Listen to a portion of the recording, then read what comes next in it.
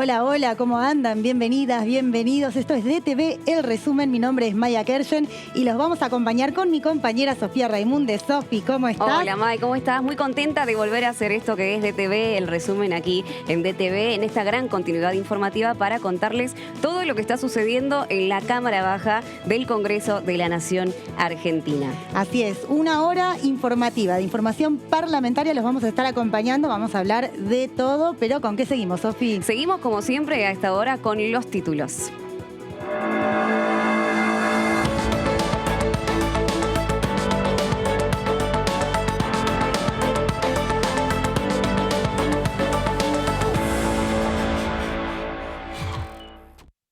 Lo que dejaron las PASO, con un porcentaje apenas superior al 67% del total del padrón electoral, la Argentina registró en estas elecciones su nivel de participación más bajo desde que existen las primarias abiertas simultáneas y obligatorias.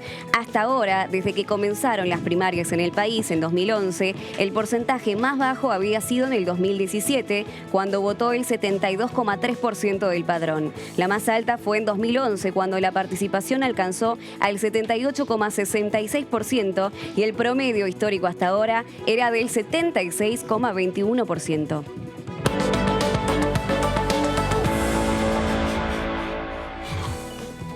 El gobierno presentará el presupuesto para el 2022. Los distintos aspectos serán expuestos por el ministro de Economía, Martín Guzmán, cuando concurra al Congreso para dar detalles del proyecto de presupuesto. Se especula que allí podría haber mayores precisiones del titular del Palacio de Hacienda con relación a los futuros acuerdos con el Fondo Monetario Internacional y con el Club de París.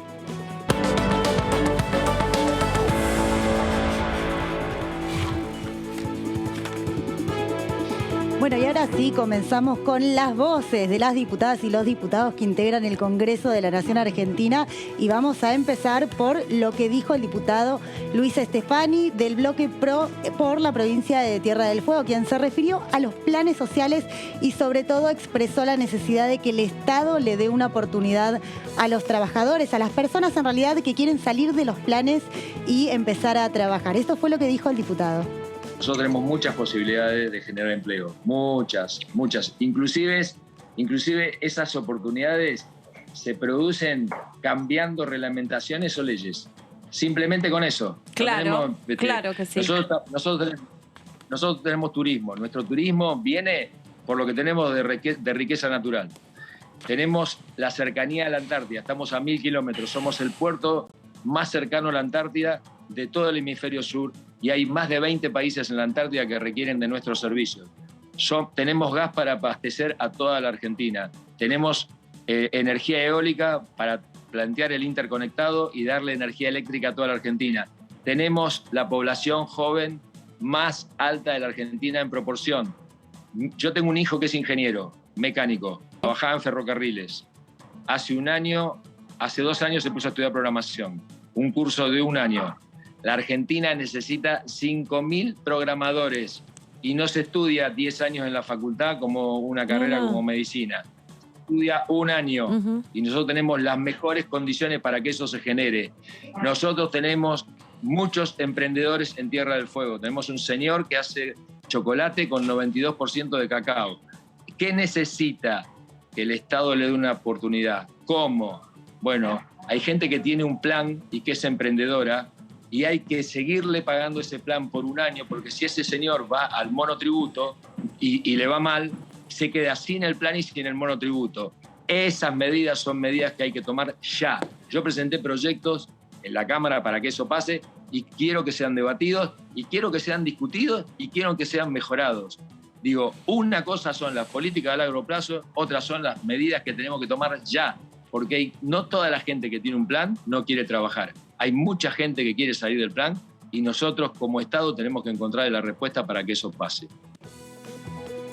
Muy bien, lo escuchábamos al diputado nacional Héctor Estefani justamente haciéndose cargo, ¿no? Tenemos que encontrar la respuesta para que todo lo que estaba desarrollando suceda. Y en relación a otro tema, habló sobre la previsibilidad, ¿no?, de la agenda parlamentaria, qué es lo que tiene que suceder dentro del Congreso, más específicamente dentro de la Cámara Baja, por lo que él es representante, ¿no? Y dijo que tiene que haber políticas públicas a largo plazo para saber qué es lo que se va a tratar de acá, justamente a un tiempo prolongado, para que puedan hacer mella, ¿no?, en la sociedad. Esto decía el diputado. Los temas que atraviesa la Argentina no son de 4 años, ni de 8, ni de 10. Son cuestiones más culturales que otra cosa. La inflación es un síntoma, pero la enfermedad es que el Estado gaste más de lo que le entra, el déficit. Y también hay una cosa que es importante. La política, a diferencia de la empresa, donde solamente son números, tiene en el medio de esos números gente. Y la verdad es que el margen para soportar errores es muy bajo. Ese umbral del fracaso que tenemos es muy bajo, porque la gente está cansada.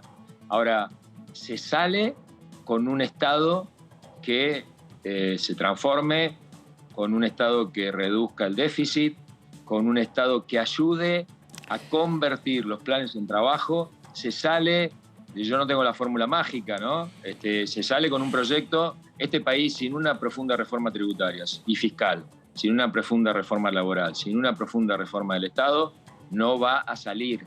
Vamos a creer que vamos a salir. Entonces hay que trabajar mucho en ese proyecto, ¿no? Bueno, lo escuchábamos recién a Héctor Estefani hablar de las políticas públicas y tenemos también otra voz que se refirió al tema de la inflación. En este caso fue la diputada Verónica Caliba del Frente de Todos por Salta, quien se refirió que fueron votados para llevar una solución al territorio y que el gran desafío ahora es la agenda política, social y económica. Y esto fue lo que dijo. Creo que nosotros perdimos una oportunidad histórica cuando pudimos tomar las riendas de Vicentín, por ejemplo, para tener un mínimo control sobre los granos y sobre los precios de los alimentos, ¿no? Porque también tenemos que decir que hay un pequeño grupo de exportadoras que sacan todo afuera, que nos ponen el precio de nuestros alimentos y que nosotros no tenemos, el gobierno por más esfuerzos que haga, no se puede controlar, digamos, y que nos genera la inflación. Y nosotros tenemos la responsabilidad de poder garantizar el control de precios, poder garantizar además los alimentos que sean accesibles para el consumo interno y que eso además nos va a dar los dólares a nosotros, ¿no? Y no que lo manejen un pequeño grupito de cerealeras, de exportadoras que terminan especulando y que someten al pueblo argentino a esto, a no poder ir a un negocio, a un almacén en el barrio o a un supermercado a comprar los alimentos básicos,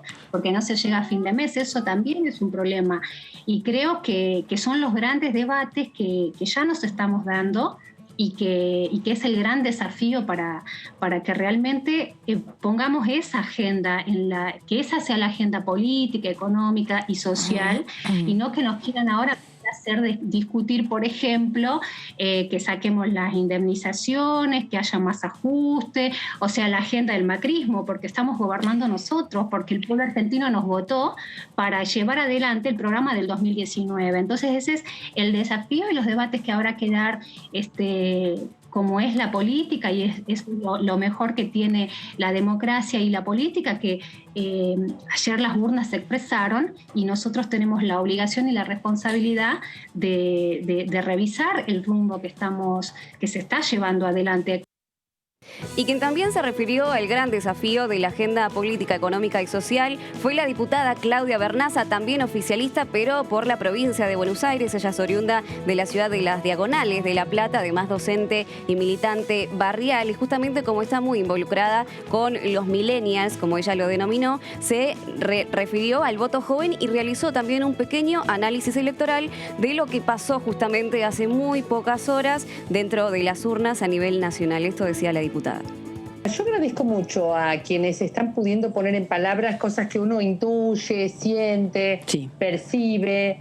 Y por un lado aparece con claridad que hay una masa de votantes que no ha ido a votar y que seguramente tiene que ver con votos perdidos nuestros, ¿no? De nuestra fuerza política, que quizás, y más allá de la pandemia, no ha sabido resolver el otro tema acuciante, que es el tema de que los salarios alcancen hasta fin de mes.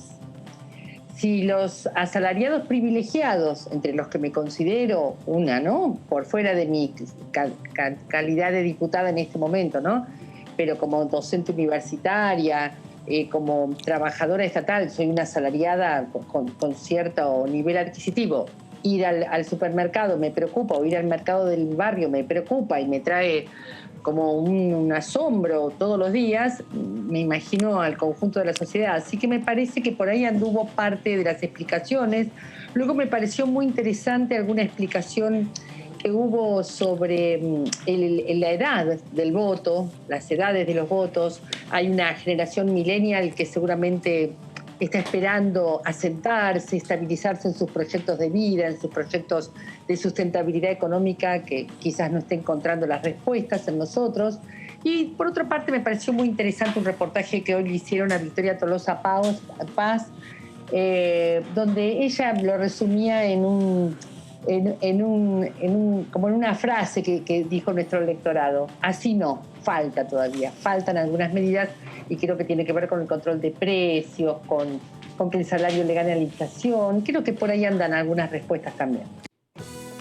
Y una diputada que se refirió a un tema muy fuerte en la semana, a la agenda presupuestaria, es Claudia Vernaza, del Frente de Todos por Buenos Aires, que se refirió justamente a la agenda presupuestaria que sabemos que tienen hasta el 15 de septiembre como fecha límite por ley para presentarlo, más allá de que el Ejecutivo luego solicite una prórroga. En este contexto aseveró que es necesario poner el foco en los formadores de precios y que esta vez el salario le tiene que ganar a la inflación. Se expresó del siguiente modo: el ministro seguramente se va a reunir con la Comisión de Presupuesto y Hacienda, contestará todas las preguntas, se darán las negociaciones clásicas de este periodo, y bueno, lo antes posible es ir al recinto.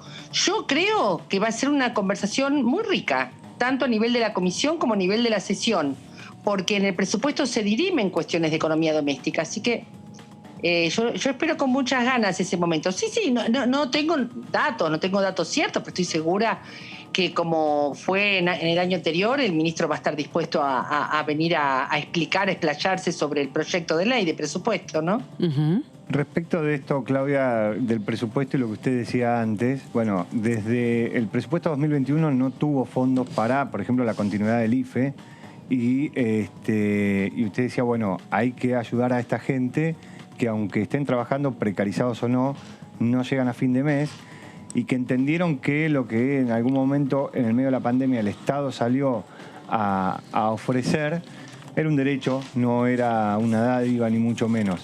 Digo, en su posición y la posición del bloque, el presupuesto tiene que volver a contener ese tipo de ayudas, o algún tipo de ayudas.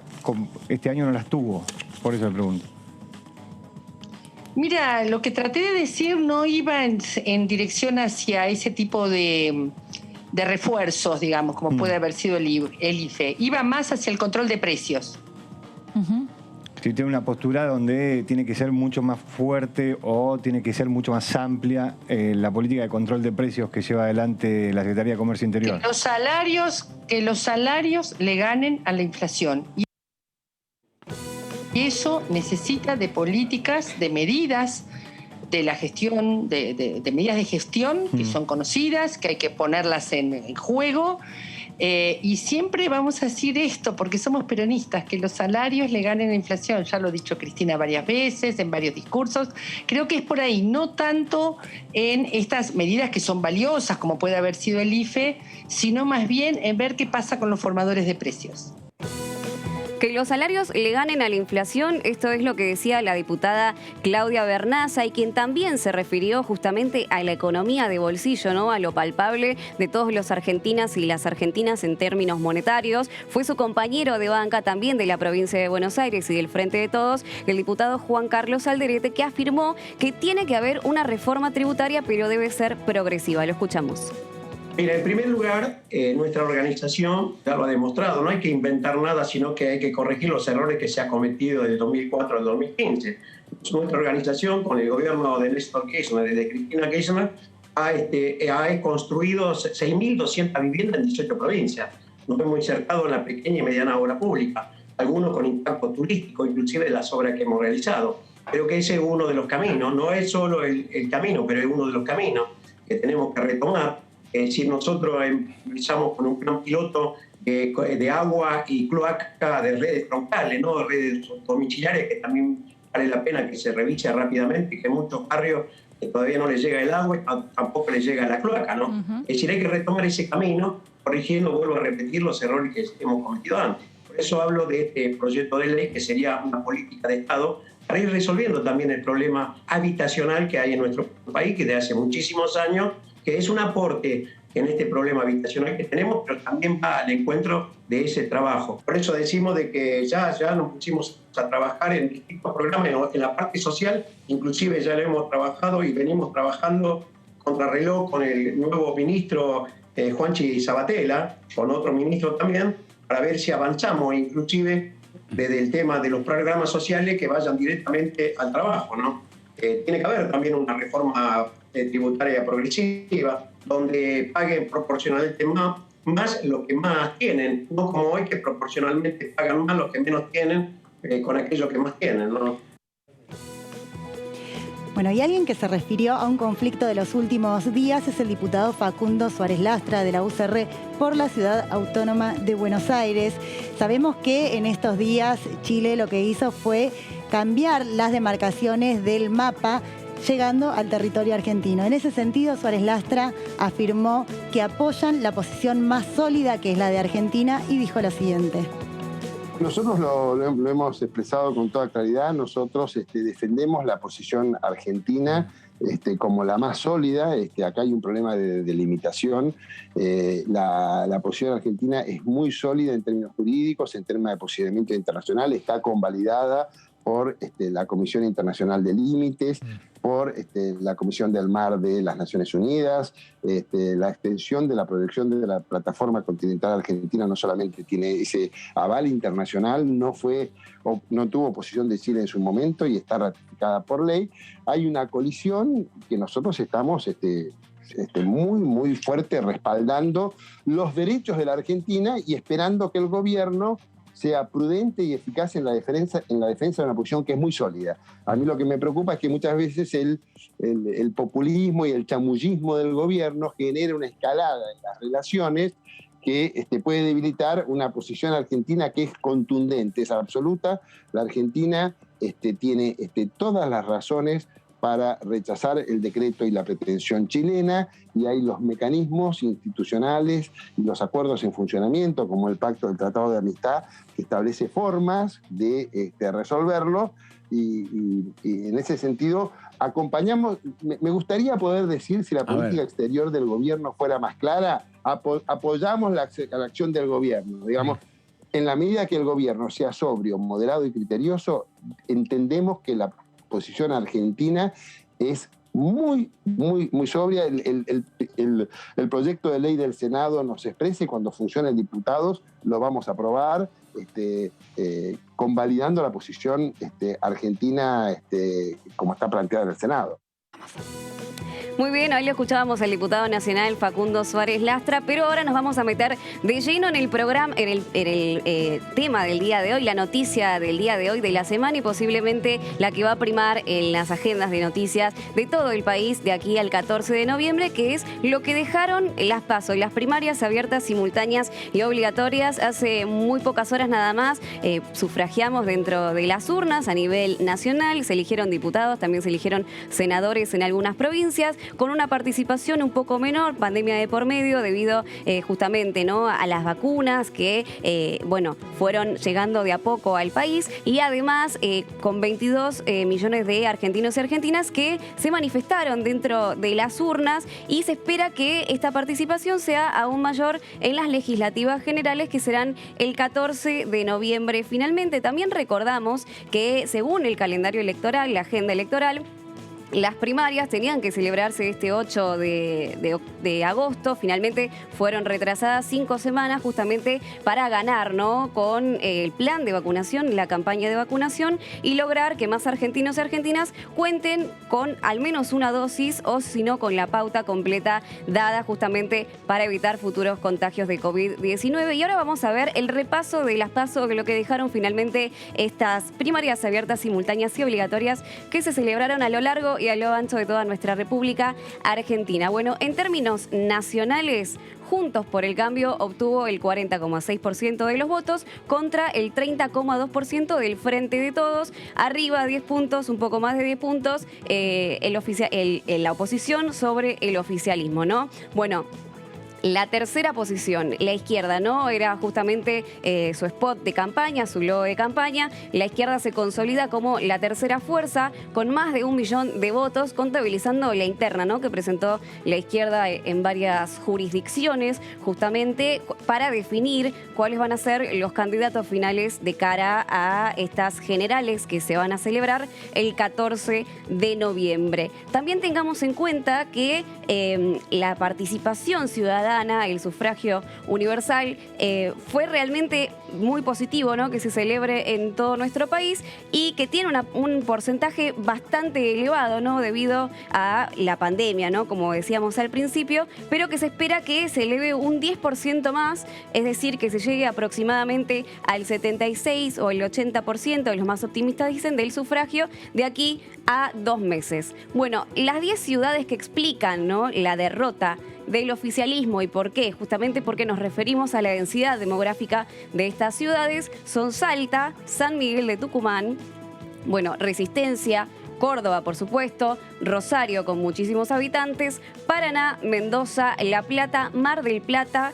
y Neuquén, ¿no? Esto hace que justamente el mapa electoral, cómo se fueron dispersando los colores a lo largo y a lo ancho de todo nuestro país, tenga justamente los votos a favor y en contra del oficialismo, de justamente la oposición y también de los partidos de la tercera fuerza o aquellos que no llegaron, ¿no?, al 1,5%, que era el piso, ¿no?, para poder acceder a las generales.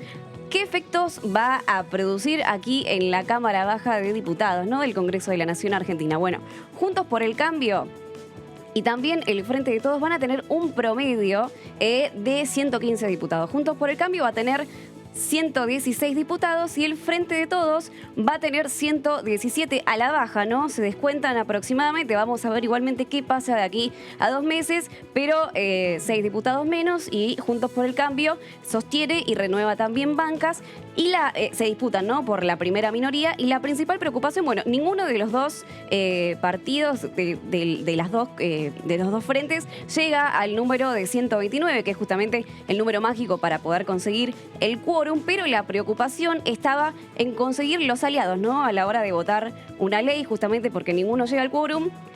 Y ahora se renuevan bancas y va a ser un poco más dificultoso para el oficialismo conseguir aliados a la hora de votar proyectos. Seguimos repasando entonces. Bueno, va a seguir dominada por las dos grandes coaliciones, el interbloque de Juntos por el Cambio y también el interbloque del Frente de Todos. Y por último, ¿no?, al oficialismo se le dificulta negociar con los bloques independientes, ¿no? Esto justamente era lo que estábamos planteando al comienzo, que tiene 117 diputados y diputadas, bancas propias, pero a la hora de realizar alianzas va a estar un poco complicado conseguir justamente ese quórum.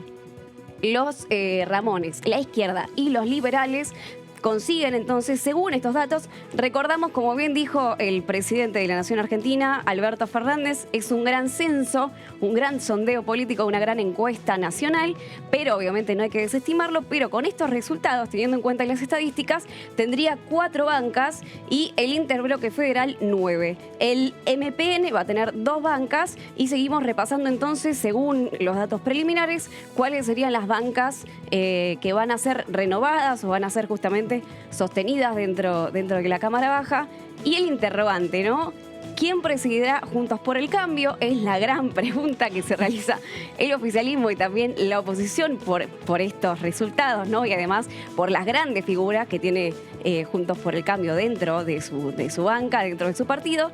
Y en Córdoba va a estar Luis Juez con el 60% enfrentado con Mario Negri, actual diputado nacional. Luis Juez, recordamos, sacó el 60%. Mario Negri, candidato que apoyaba justamente el presidente Mauricio Macri, recibió el 35% en la interna de lo que sucedió en la provincia de Córdoba, que históricamente no vota a la oposición. Sofi, muy claro y muy preciso tu explicación sobre las PASO. La verdad es que nos diste un pantallazo de lo que sucedió y también de las alternativas de lo que puede pasar ahora de aquí en cara a noviembre. Tenemos todavía 30 minutos de programa, mucha más información para acompañarlos aquí en DTV El Resumen, pero primero nos vamos a ir a una pausa.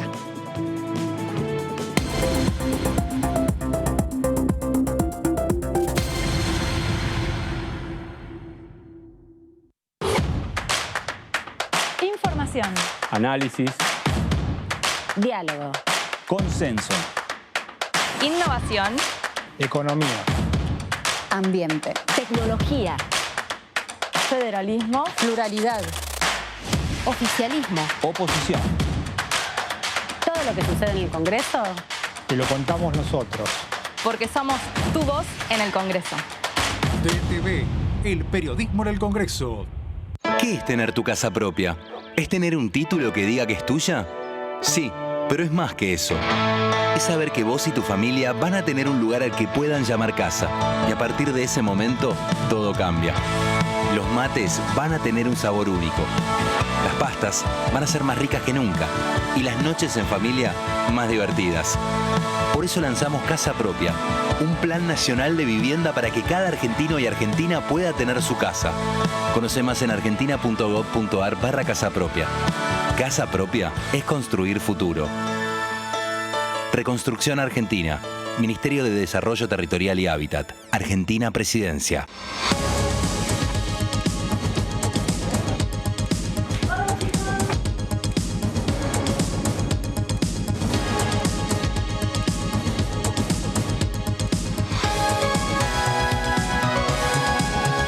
Lo que sucede, te lo contamos nosotros, porque somos tu voz en el Congreso.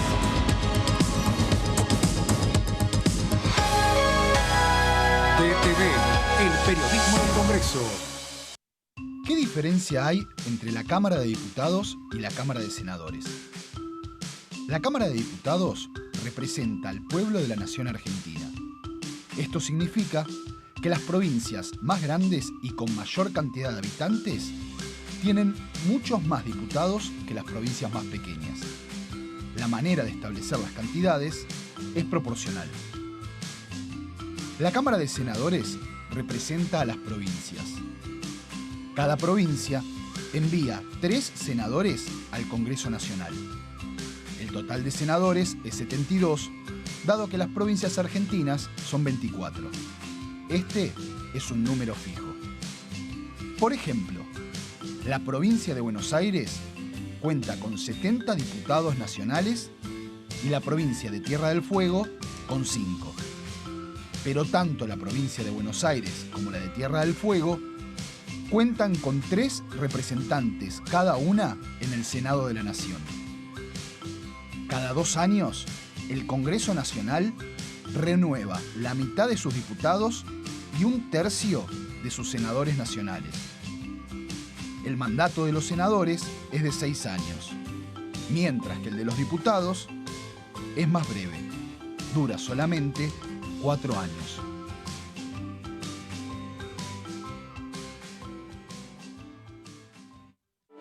Mis viejos no tuvieron una vida fácil y siempre se esforzaron para que yo tenga una vida mejor. Mi sueño es tener una casa y una familia. Y por eso, que hoy tengo mi trabajo, siento que estoy cada vez más cerca de lograrlo. Yo creo que la asignación universal por hijo fue parte de mi vida y de mi camino hasta acá. Soy técnico electrónico y trabajo en la central hidroeléctrica de Cinco Saltos. Asignación universal por hijo, igualando oportunidades.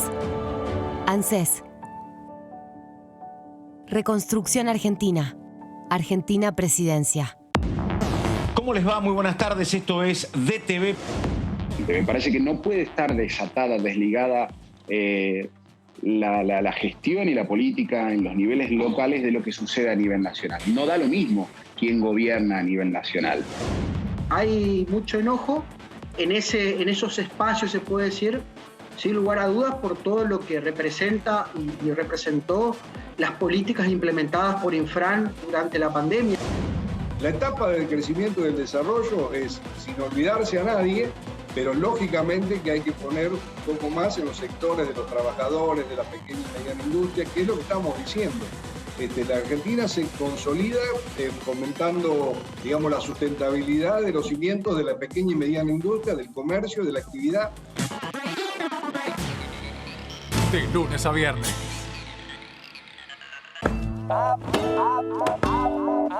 Avanza la danza que entreteje tus sueños y los míos y los de tanta gente, los que dieron su vida pero aún están presentes, y los que aquí seguimos con uñas y con dientes.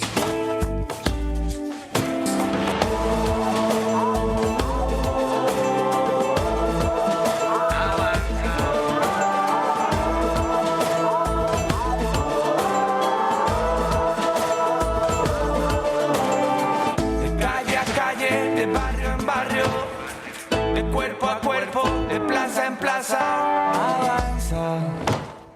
Si tú también lo sientes, lo sientes.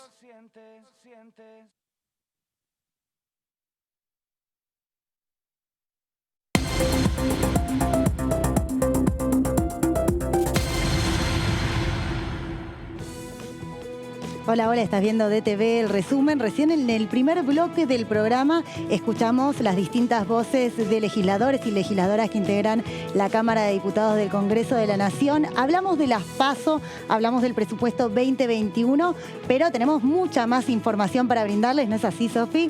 Sí, exactamente, Ma. Y ahora sumamos también una voz femenina. Hablamos de Claudia Márquez, la diputada nacional de Córdoba Federal, quien se refirió justamente a la situación epidemiológica y sanitaria, no solo de su provincia, sino también a nivel nacional. Repasamos, ¿no?, cómo estamos parados hoy en día a nivel nacional. El Ministerio de Salud de la Nación informó que ya se aplicaron 47 millones de vacunas a lo largo y a lo ancho de todo nuestro país, y aproximadamente 18 millones y media ya de argentinos y argentinas ya completaron el esquema de vacunación contra el COVID-19, es decir, las 2 dosis que hasta el momento están pautadas para combatir la enfermedad. Y respecto a esto, la diputada se refirió a cómo legislar no solo en materia de salud pública, sino también dentro de los privados. Esto decía Claudia Márquez. Bueno, la pandemia expuso el déficit sanitario de lo público y de lo privado. En esto sí. Hay que ser parejos en ese sentido, y expuso la necesidad de un sistema público fuerte, ordenado y ordenador. Por otra parte, trajo justamente la atención de esos recursos para fortalecer el sector. Y digo, si algo trajo o dejó en positivo, justamente fue esto, ¿no? Que había que fortalecer nuestro sistema sanitario público y a partir de ahí ordenar. Lo que nosotros hacemos, y luego está esto, ¿no?, de que cada provincia se reservó para sí la autoridad en materia sanitaria, y frente a situaciones de pandemia, si el Estado Nacional puede o no dictar medidas de ordenamiento hacia todas las provincias, que eso generó en definitiva mayor confusión, y a lo que nosotros claramente dijimos que no era posible porque violaba la Constitución Nacional. Claro. Entonces, la respuesta a eso es justamente que las leyes lo prevén. Algunas hablan del orden público, otras dicen que las provincias adhieran y demás. O sea que desde el punto de vista constitucional, la autoridad sanitaria la tienen las provincias y exige la concertación en caso de extraordinarios como estos. Lo que nosotros hicimos es ordenar en materia de salud toda la legislación que encontramos en un promedio de 886 leyes, decretos, resoluciones a salud, ordenarlos, armonizarlos, actualizarlos e incorporar institutos que están dentro de otros proyectos que no han sido tratados, pero que requieren ser incorporados, como también es la perspectiva de género en materia de atención en la salud. Y en ese sentido creemos justamente esto, que es necesario que se ordene el sistema y ordenar hacia lo público y lo privado. Bueno, recién la escuchábamos a Claudia Márquez referirse a la necesidad de fortalecer los sistemas de salud, tanto públicos como privados. En este contexto de pandemia hay otros diputados que se han expresado, en este caso, exdiputado Nicolás del Caño, actual precandidato a diputado nacional por el Frente de Izquierda en Buenos Aires. Y lo que dijo fue al respecto de la perspectiva económica post-pandemia. ¿Qué va a suceder después de la pandemia? Y reforzó la necesidad de la construcción de viviendas. Lo que dijo el candidato a diputado nacional Nicolás del Caño fue lo siguiente.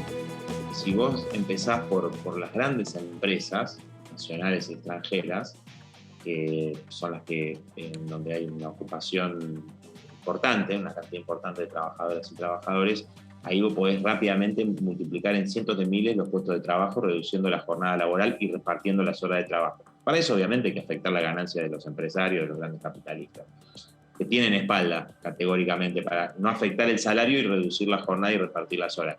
Después nosotros hemos planteado otra propuesta, que es un plan de obras públicas, de dónde generaría empleo, autorizando lo que tiene que ver con la construcción por un lado, y por otra parte, construyendo las viviendas que hoy son necesarias en la Argentina, que es un tema muy importante, ¿no? Bueno, para eso hay que dejar de pagar la deuda externa, o sea, la deuda fraudulenta que nos dejó Macri en los 4 años de gobierno y que ahora es uno de los debates que vos planteabas ahora, el presupuesto 2022. Bueno, van a presentar un presupuesto que está a la medida del acuerdo con el Fondo Monetario Internacional. Entonces, por más que haya algún año de gracia, lo que sea, después hay que pagar durante una década y todo está orientado a ver cómo ahorrás plata para pagarle el fondo a los especuladores. No, nosotros creemos que la deuda es con el pueblo trabajador. Nicolás, hay que apuntar con un plan de obras públicas para construir las viviendas que hacen falta, un plan racional. Bien, y después de escuchar a Nicolás del Caño refiriéndose justamente a la política pública en relación a las viviendas y a las tierras, ahora es momento de sumar una voz de un diputado nacional, Luis Di Giacomo, que es de Juntos Somos Río Negro, que se refirió, cambiando de tema justamente, a la industria nacional. ¿Cómo hacer para aunar esfuerzos justamente para fomentar y desarrollar las industrias nacionales, principalmente en materia tecnológica? Dice que no hay una línea clara y que tiene que ser una unidad de todos para que la industria justamente vuelva a resurgir. Esto decía Luis Di Giacomo. Estamos trabajando, de hecho presentamos un proyecto hace unos 15 días de un plan federal de convergencia digital. Este plan federal de convergencia digital 4.0, así lo llamamos, porque tiene que ver con la convergencia de las distintas tecnologías que hacen a las telecomunicaciones, al transporte, a la cuestión de internet, a la educación, a la salud, es decir, todo lo que hoy, por supuesto, e inclusive, vamos a decir así, apurado por lo que fue la pandemia, hoy está en el candelero, ¿no es cierto? La necesidad absoluta de que todo el país pueda tener una conectividad suficiente para todos y que de alguna manera permita los distintos intercambios en todo sentido que se producen, como digo, con consecuencias sobre la logística, el transporte, la salud, la información pública, etcétera, etcétera. Bueno, para ello nosotros proponemos que hay un organismo que la ley ya lo da como regidor de este tipo de cuestiones, que es el ENACOM.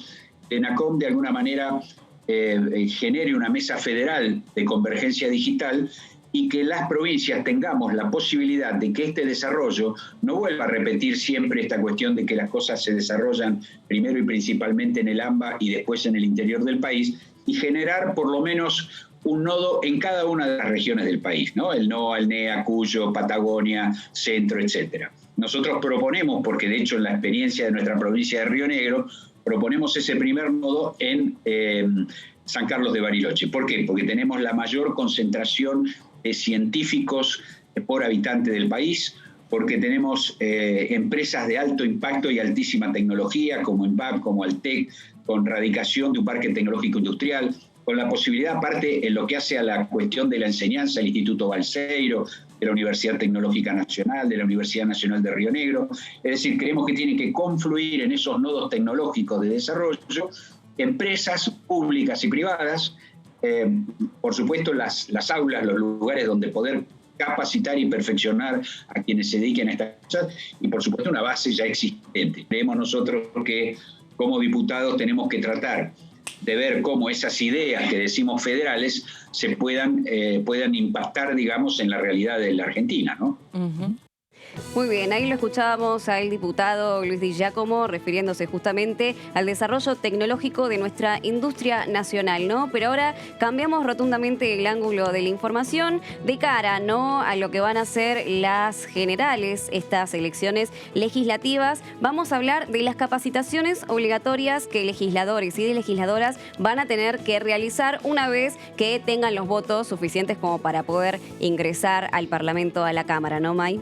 Así es, Sofi. Bueno, estamos a 2 días recién de las PASO y sabemos que de cara a noviembre van a asumir nuevos legisladores y legisladoras, tanto en el Senado como en diputados, y quien encaró este proyecto es el diputado José Luis Patiño, quien habló de la capacitación obligatoria para legisladores nacionales, y lo vamos a ver en placa para explicarles de qué se trata y cuáles son los objetivos principales. Como les decía recién, el autor del proyecto es el diputado José Luis Patiño, y lo que plantea el proyecto es la capacitación obligatoria en la temática de formación y sanción de leyes, cuestiones reglamentarias y principios constitucionales para todos los senadoras y diputados que asuman a sus cargos por primera vez.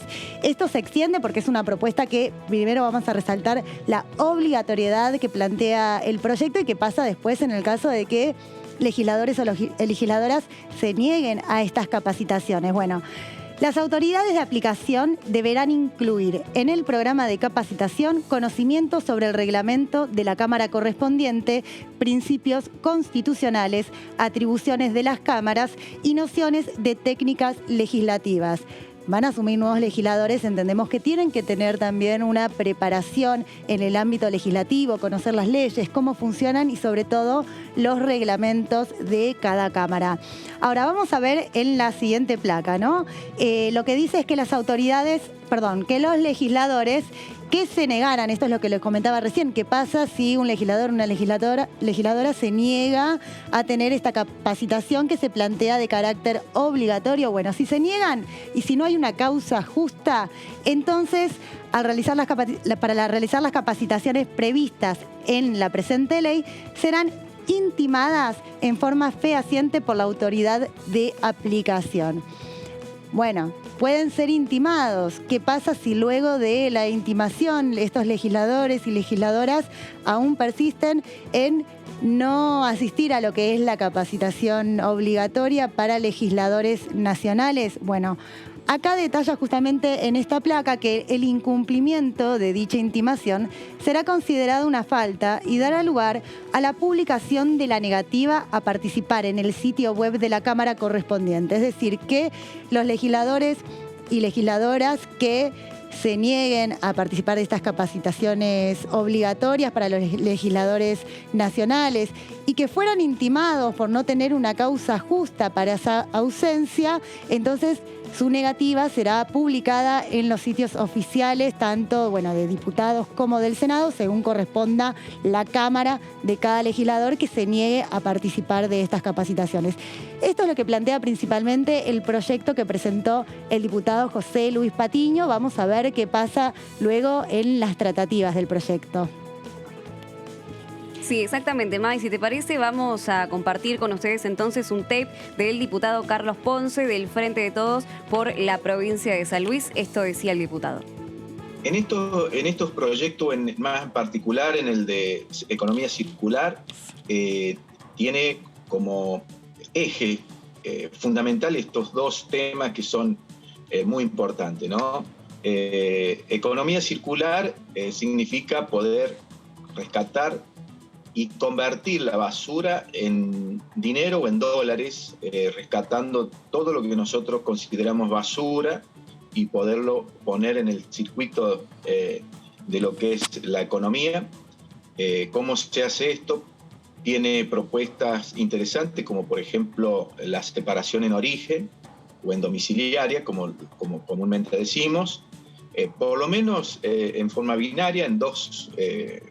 Primero, separación, que tiene que ver con lo que es orgánico y lo no orgánico, y a partir de ahí, bueno, una recolección diferenciada para que la basura no se contamine o se contamine lo menos posible. Y después, en lugares que hay muchas provincias que tienen, las empresas de tratamiento de residuos de sólidos urbanos, y si no lo tienen, bueno, adecuar naves o lugares para poder hacer la separación, que ahí se hace la separación en más fases para que se pueda identificar los productos que son reciclados, y que no solamente tiene que ver con productos plásticos, que comúnmente nosotros lo tenemos en vista, sino que también todo lo que tenga que ver con lo que hoy se conoce como para poder reciclar. Tenemos hojalata, podemos tener de textil, podemos tener de metalúrgico y de plástico. Y ahí, bueno, vamos a producir una enorme cantidad de materia prima que el proyecto ofrece también, que los sectores, cada uno de las industrias se comprometan a elaborar productos con un porcentaje, de acuerdo la capacidad de ese porcentaje, la capacidad de reciclado, que se pueden hacer justamente con reciclado y material virgen. Bueno, el diputado Carlos Ponce entonces estaba poniendo sobre la mesa este tema que es tan importante, ¿no? El cuidado del medio ambiente y además la economía circular. Muchos referentes también que se presentaron a estas elecciones por los partidos verdes, no solo en nuestro país, sino también internacionalmente, es esta corriente, ¿no?, de cuidado del medio ambiente. Proponen justamente que no existe un desarrollo sostenible, económico, social y político sin tener en cuenta el cuidado del medio ambiente, porque es justamente lo que nos va a condicionar la vida de todos y todas que estamos viviendo en el presente y además de las generaciones venideras, ¿no, May? Sí, así es, Sofi. De hecho, es una de las propuestas que tenía el Partido Verde, que planteaba que de aquí a 8 años y medio tenemos que cambiar el modo de desarrollar las actividades y que todas estén atravesadas por una propuesta verde. ¿Por qué? Porque para el 2050 tenemos que tener 0 emisiones de CO2. Esto obviamente, la economía circular, que se preocupa por la generación de trabajo y también por el cuidado del medio ambiente a través del reciclaje, favorece el cuidado medioambiental del que hablan estas propuestas. Y qué necesidad también tan urgente, ¿no, Sofi? Exactamente, y también recordamos que dentro de este periodo de sesiones ordinarias, hace algunos meses se ha votado también la Ley de Educación Ambiental, que justamente proponía, ¿no?, incluir en la currícula de los educandos, es decir, en las instituciones educativas, tanto públicas como privadas, estos contenidos justamente para fomentar el cuidado del medio ambiente en las generaciones más jóvenes, ¿no? Y ahora cambiamos rotundamente de tema, vamos a hablar de un rubro muy importante de nuestro país, más específicamente de la Patagonia, del sur de nuestro país, porque el diputado Gustavo Mena, de la UCR por la provincia de Chubut, se refirió a esta actividad y afirmó que no debe ser gravado con impuestos debido a que la competencia internacional, justamente valga la redundancia, es muy competitiva y el Estado debe justamente acompañar a los pescadores y a todos los argentinos y argentinas que se dedican a esta actividad. Esto decía Gustavo Mena. Nosotros proponemos justamente eso, que no se paguen derechos de exportación. Me parece que fomentar las exportaciones y darles un tratamiento adecuado implica, en primer lugar, no ponerle impuestos. Los países que tienen una concepción exportadora no le ponen impuestos a las exportaciones. Y no solo eso, le reintegran los impuestos internos a los productores para que no termines exportando impuestos, ¿no? Porque el mercado internacional es muy competitivo, entonces si vos de arranque tenés derechos de exportación, que es un impuesto, los impuestos internos que cargan el precio del producto, bueno, estás en una situación sumamente desventajosa. Sumando a eso que Argentina tiene muchos menos acuerdos bilaterales comerciales con otros países, si los comparás con los que tiene Chile y demás, ¿no? Entonces, nosotros lo proponemos por esto, porque la pesca es una actividad importante, aporta divisas por más de 2.200 millones de dólares por año. Es una actividad central para la Patagonia porque el eje de la actividad se ha corrido para acá. 70% de las exportaciones, de las capturas, de los desembarcos son en puertos patagónicos, especialmente el langostino en Chubut, el calamar en Santa Cruz. Entonces, bueno, nosotros decimos que es una actividad que hay que apoyarla, que hay que agregarle valor, que hay que sumarla a las distintas cadenas de valor, y en ese marco es que pedimos que le quiten los derechos de exportación. Bueno, y ahora nos vamos del sur y vamos al sureste de Cuyo, más precisamente de San Luis, ya que el diputado Karim Alumes Bodio se refirió al proyecto del sistema universitario, que lo que busca justamente es una equidad, de que deje de existir la inequidad en el sistema educativo en la universidad. Esto fue lo que dijo el diputado al respecto. Mira, nosotros venimos trabajando hace mucho tiempo con nuestro equipo y conjuntamente con algunos legisladores en lo que creemos que es el principal problema del sistema educativo argentino, que es la falta de igualdad y la falta de equidad en su acceso. En ese sentido, con lo que tiene que ver con la educación superior, que tiene que ver este proyecto, nosotros hemos presentado diferentes opciones para atacar lo que son. Nosotros tenemos una universidad pública, orgullosa, de calidad, pero a la cual muchas veces se le ponen barreras adelante que hacen inaccesible para muchos chicos del interior poder acceder a la educación superior. Por eso presentamos en su momento lo que era la ley de residencias municipales, que se basa en la experiencia de varios municipios del interior del país, que establecen residencias en los lugares donde van a estudiar los chicos, y eso les permite a ellos acceder a la educación superior. Después establecimos algún tipo de beca, y en lo que tiene que ver con este proyecto atacamos otra herramienta que muchas veces se nos planteaba. Eso es lo que aspira este proyecto, a ser una herramienta más que elimine la inequidad en el acceso a la educación superior que hay en la Argentina, que tiene un sistema universitario que a todos nos pone orgullosos, pero que no todos acceden. Bien, aquí lo escuchábamos al diputado nacional Karim Bodio Alumes, justamente refiriéndose a lo que sucede con el sistema universitario público desde el Frente de Todos por la provincia de San Luis, y además uno de los pocos que habló de la educación a nivel universitaria, porque recordamos que en campaña, más que nada, y demás voces de oficialistas y opositores también hablaron mucho sobre la educación primaria y secundaria, y sobre la universitaria había quedado justamente este bache que el diputado acaba de retomar, ¿no? Y hemos llegado al final de esta hora de síntesis, de resumen de noticias informativas parlamentarias, para que sepas todo lo que está sucediendo en la Cámara Baja del Congreso de la Nación Argentina, ¿no, May? Así es, Sofi, es una hora de información legislativa que se pasa volando, pero aquí estamos de lunes a viernes para brindarles el resumen de todas las noticias parlamentarias. Exactamente, estamos muy contentas de volver a realizar este programa, y ahora no podés decir que no sabés qué es lo que sucede dentro del Congreso de la Nación Argentina. Muchísimas gracias por acompañarnos y nos veremos mañana en una nueva jornada. Hasta luego.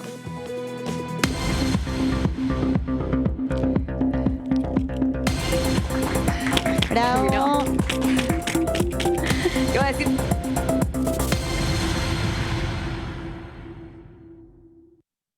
¿Congreso? Te lo contamos nosotros.